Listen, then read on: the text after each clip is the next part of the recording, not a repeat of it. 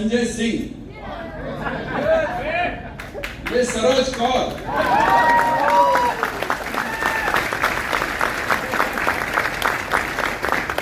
और कैसी लग रही है हमारी जोड़ी, लगने वाली जोड़ी। Right right right. अभी हम लोग होटल से निकल के यहाँ आए, थोड़ा नजदीक ये वेन्यू पूछते पूछते आए तो बाहर थोड़ी भीड़ दिखी। एक नौजवान को मैंने बुलाया, मैंने पूछा कि भैया ये किस चीज की भीड़ है? तो नौजवान ने बोला कि एक अंधा आदमी पूना से आने वाला है जो लोगों की आंखें खोलने का काम करता है।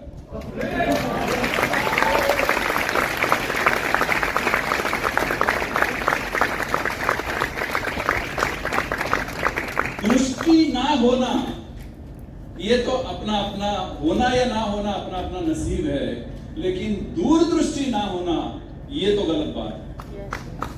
और दोस्तों यही आपको बताने के लिए हम पुणे से यहां आए हैं।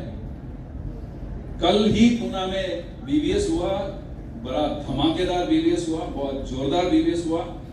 वो सारा एक्साइटमेंट हमारे अंदर कूट कूट के भरा है।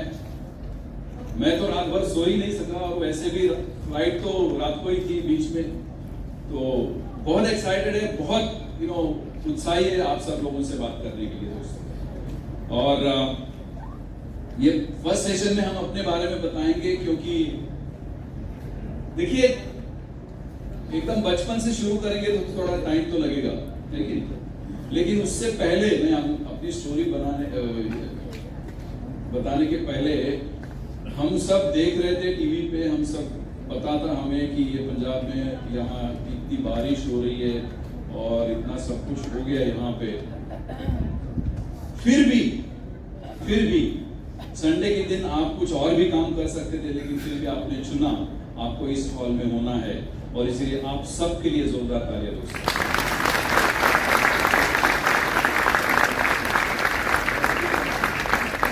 चढ़ती कला, यस, चढ़ती कला, राइट। सो दोस्तों ऐसा ही हिम्मत, ऐसी करेज हमारे अंदर होनी चाहिए। और जैसे बचपन सबका होता है, स्टडीज में तो इतना कुछ खास नहीं था, माँ बाप दोनों भी टीचर थे, तो पूरा स्कूल हमारा 24/7 था, घर में भी स्कूल ही चलता था, सारे वही जो डिसिप्लिन है वो सब चलता था। ऐसे करते करते किसी तरह पढ़ाई खत्म हो गई और इंजीनियरिंग किया। उसके बाद में मतलब किया तो है नहीं, मतलब ऐसे ही मतलब उसमें ढकेले गए हम लोग, ढकेले गए किसी, और पास आउट तो हो गए। उसके बाद में नौकरी के बाद छोकरी, बच्चे बाय डिफॉल्ट। सो ऐसी जैसे सबकी लाइफ होती है वैसी हमारी लाइफ थी, कुछ अलग नहीं था, लेकिन कुछ करना चाहते थे जिंदगी में। जब रियलिटी हिट्स, जब नौकरी लग गई, जब वो सैलरी नाम की चीज जब 1 महीना काम करने के बाद हाथ में आती है, तब पता चला कि life is not going to be easy, it's going to be a lot of struggle. क्योंकि जो कुछ चाहिए था लाइफ में और जो कुछ पा रहे थे हमारी शिक्षा के बाद, नौकरी से हमें जो कुछ मिल रहा था उसमें बिल्कुल खुश नहीं थे। इसीलिए सरोज जी के साथ हमने छोटे छोटे अलग अलग बिजनेसेस चालू किए, short hand typewriting institute, destiny booth, xerox, library. ये सारी चीजें इसीलिए बता रहे थे कि जब ये शुरू किया, बहुत उम्मीद से शुरू किया, लेकिन आज की तारीख में इसमें से एक भी बिजनेस बचा नहीं है। They are all outdated. We live in the world of destructive technology. ना एसटीडी बूथ है, ना लाइब्रेरीज है, ना लैंडलाइन फोन्स बचे हैं, कुछ भी नहीं बचा है दोस्तों।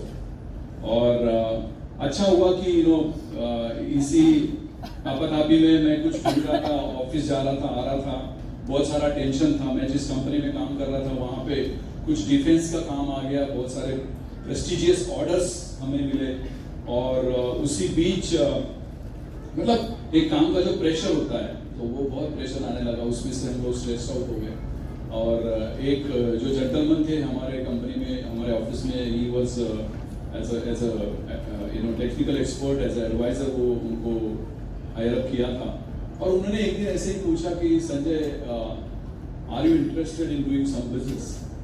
जैसे मैंने ऑलरेडी आपको बताया कि सरोज की मदद से मैं बहुत सारे बिजनेस ऑलरेडी ट्राई कर रहा था, मेरा खुद का भी उसके पहले खुद का भी शॉप था, फैब्रिकेशन इंजीनियरिंग वर्कशॉप था। मैं नौकरी भी कर रहा था, फैब्रिकेशन भी कर रहा था, लेकिन वो अच्छा चल रहा था। लेकिन उसमें एक गलती हो गई कि वो जो बिजनेस था मेरा वो पार्टनरशिप में था, और पार्टनरशिप का जो कड़वा सच होता है, जिस दिन वो बनती है उसी दिन टूट जाती है, ये पता नहीं होता।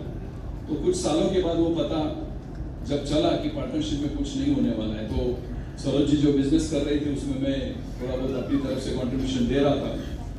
और इसी बीच ये हमारे जो बाद में वो तो हमारे स्पॉन्सर बने, उन्होंने पूछा कि संजय आपको कुछ एक्स्ट्रा इनकम कमाना है क्या? अभी एक्स्ट्रा इनकम बोला तो रोकड़ा टका पैसा, यहाँ पर क्या बोलते हैं? पैसे पैसा ही बोलते हैं ना, हमारे उधर पुणे में माल पानी बोलते हैं लोग। तो मैंने पूछा सर को कि सर आप जो बिजनेस बता रहे हैं वो तो बहुत अच्छा है, सब समझ में तो आ रहा है, लेकिन उसमें माल पानी कितना है? तो उन्होंने सिंपल सा जवाब दिया, उन्होंने बोला कि संजय इसमें माल तो बहुत है, तुम्हारे अंदर कितना पानी है उसके ऊपर डिपेंड करता है। राइट? सो अच्छा लगा, थोड़ा सा चैलेंज किया अपने आप को। बिजी था, बिल्कुल टाइम नहीं था, और मतलब बच्चों की तरफ देखने के लिए टाइम नहीं था, घर में देखने के लिए टाइम नहीं था, ऑफिस में बिजी थे, घर में आने के बाद घर में बिजी हो जाते हैं बिजनेसेस के लिए। और इसी बीच ये बिजनेस से शुरू किया, और मुझे अच्छी तरह याद है हमने इवनिंग में जो भी टाइम 2, 3, 4 घंटे जो भी मिलते थे, 6 बजे के बाद 7 बजे के बाद हमने वो टाइम इस बिजनेस में डालना शुरू किया। एंड पे अपॉर्चुनिटी जो मिली थी और उसका जो विजन हमने देखा था, मुझे अभी भी वो दिन बहुत अच्छी तरह याद है। 9 मई 1998 SNDT college Juhu grounds Mumbai,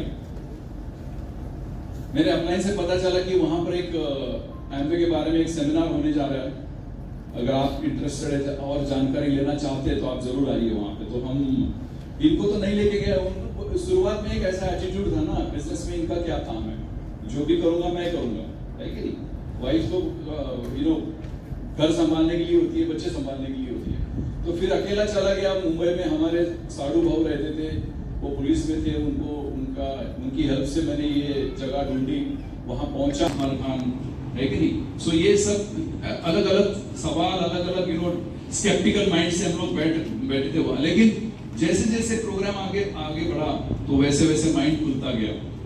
अलग अलग qualified couples, engineers, doctors, Nobel prize nominee, Citibank vice presidents, software engineers, ऐसे अलग अलग कपल्स स्टेज के ऊपर, स्मार्ट कपल्स हमने देखे, बड़ी अच्छी बातें कर रहे थे, एक्स्ट्रा इनकम के बारे में, बिजनेस अपॉर्चुनिटी के बारे में बात कर रहे थे। और उस सब सुन के तब तक तो मैं पूरा तैयार हो गया।